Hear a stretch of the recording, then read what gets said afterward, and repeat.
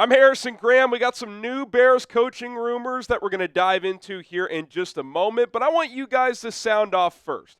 Who do you want as the next Bears head coach? I'll be honest, I change my mind every 5 seconds, so let us know in the comment section below who you would like to see leading this football team.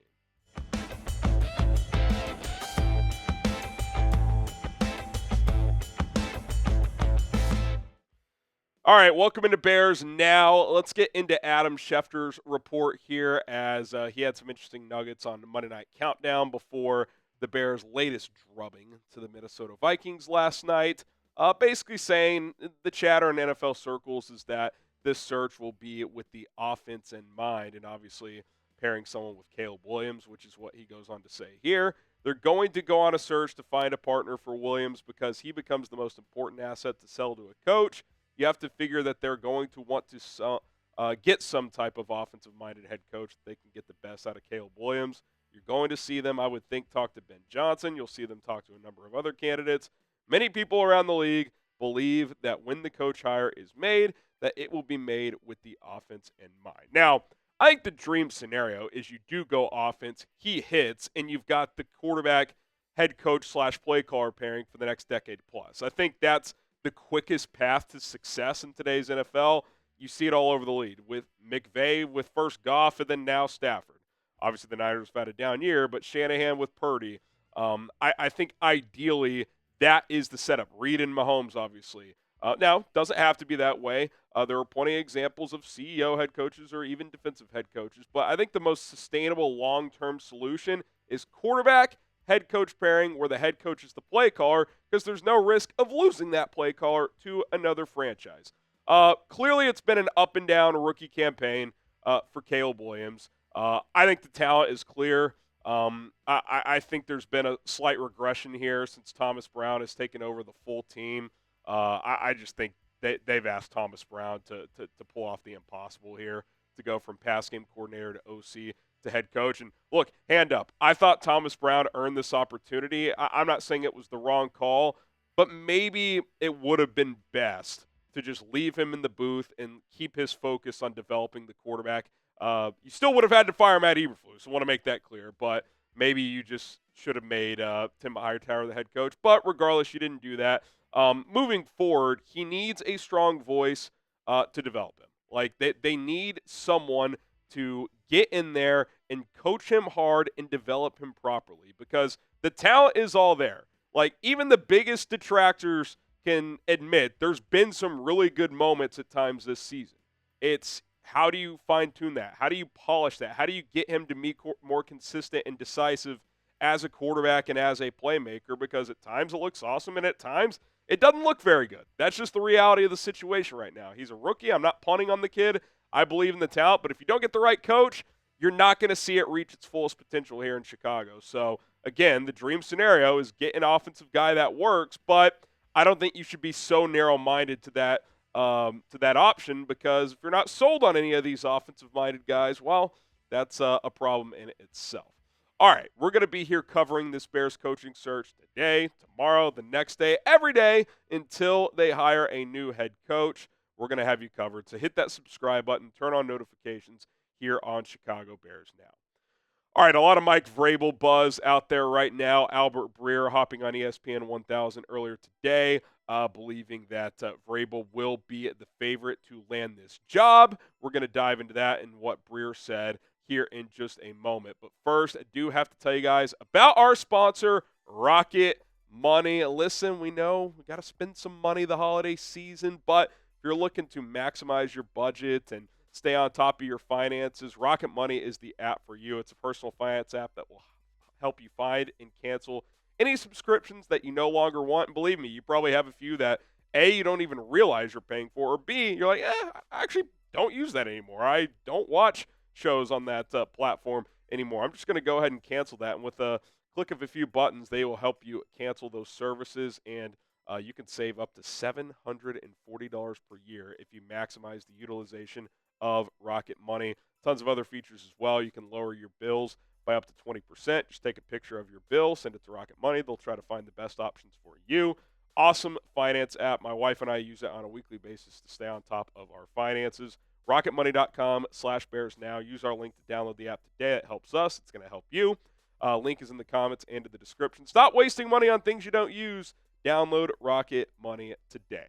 All right, let's talk a little Mike Vrabel here, as obviously he's a strong candidate in this cycle. I've said it, even if I would prefer to take the swing on the offensive guy, I would not be upset at all. They ended up with Vrabel.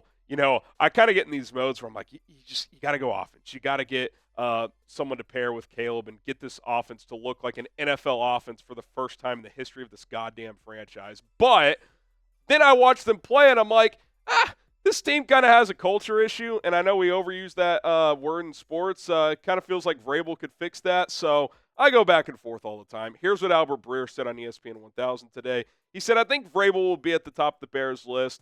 I think that. I'm not reporting that, so he wanted to make that clear, but just putting pieces together. Vrabel will be at the top of the Bears list, he says. Vrabel was with Ryan Poles in Kansas City all of those years ago, but I think Vrabel would require setting things up a certain way. I think that would probably mean bringing someone in like Ryan Cowden as his GM, who's with the Giants now, but was with Mike in Tennessee, which him mentioning that is kind of interesting. When he mentioned he was with Poles earlier, it's like, well, if he's bringing in a GM, what's the Poles relevance? But that's neither here nor there. Who's his OC going to be? He was asked. Well, could be Tommy Rees, who's with him in Cleveland, former Alabama play caller. The other name I've heard is Josh McDaniels. They have a good relationship. Obviously, the name Josh McDaniels catches a lot of people's attention. As far as Tommy Rees goes, I understand he's highly regarded as a football coach. That feels way too risky. He's never called plays in the NFL. His play calling at Alabama was okay, I guess, last year with Jalen Milroe. I'm not sure about that one. That feels like a little bit too steep of a hill for me in this situation that you're in. I'd like to go with a more certain thing. Now, Josh McDaniels, who we'll spend some time talking about here, very polarizing. A joke of a head coach, right? Seriously. Eberflus, McDaniels, they're both about as bad as it gets when it comes to being a head coach.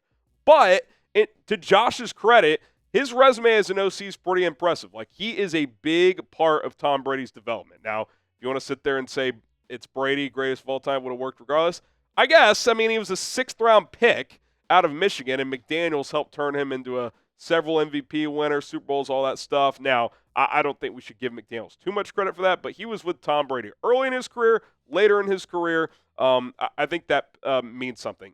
Almost more impressive is Josh McDaniels making Mac Jones look like a viable player in the NFL. Mac Jones almost won Rookie of the Year in 2021. He can't fucking play.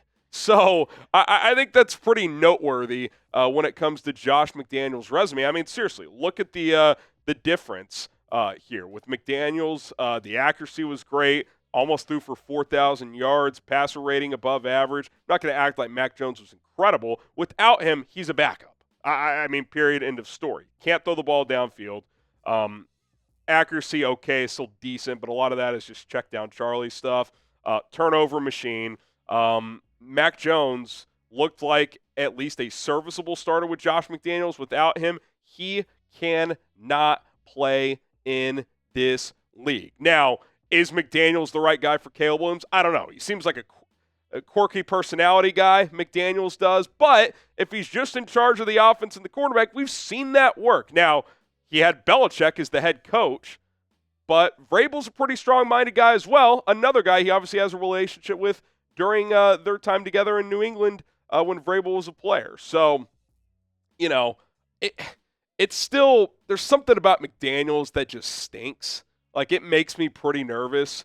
But the resume as an offensive coordinator is actually pretty solid. So I guess I could be open-minded to it. If it's him or Tommy Rees, I think I'd have to go with McDaniels. But it's still, I don't know. You got to get the best possible guy to pair with Caleb. I will say this with McDaniels. If it works, he's not going anywhere. He will not be a head coach again. So you could have this Vrabel-McDaniels pairing, and that's the risk with Vrabel, right? If you get the right OC, well, that guy gets a head coaching job. Well, McDaniels is not going to get a head coaching job. He will not get a third opportunity, at least I don't think. I guess you never know, but Matt Eberflus got a head coaching job in this league, so there's a lot of stupid people in the NFL. But I feel pretty confident in saying if it worked, you'd have him for a while. It's kind of like Spagnuolo in Kansas City. Like, it's a luxury for Andy Reid because he's not going to be a head coach anywhere. So what say you? Do you want Vrabel if it means McDaniels is his OC? Type Y for yes. Type in for no. Let us know in the comment section down below. My name is Harrison Graham. We will be back later today with another episode. So hit that subscribe button, turn on notifications. We'll see you then. Bear down.